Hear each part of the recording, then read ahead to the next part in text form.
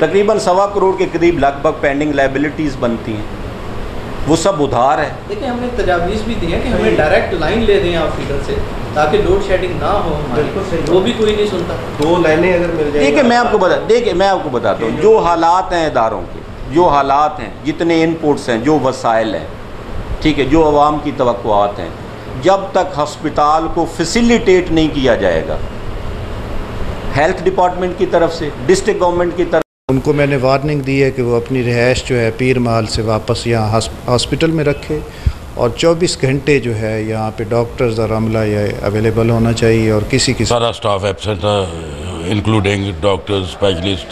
लेकिन एमएस कह रहा है कि सारा स्टाफ मौजूद था, जो रात की शिफ्ट वाला स्टाफ नहीं, वो सिर्फ एमरजेंसी वाला था, अदरवाइज़ बाकी सारा अभी कोई नहीं आई थी। उसके बारे में डीसीओ साहब ने फौरी तौर पर एक्शन ले लिया है।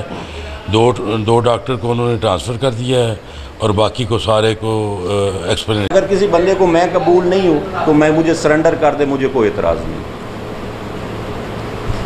मुझे सरेंडर कर दें अपने पेरेंट डिपार्टमेंट में, अभी जाने के लिए तैयार हूँ। अगर किसी को मैं पसंद नहीं हूँ तो ठीक है।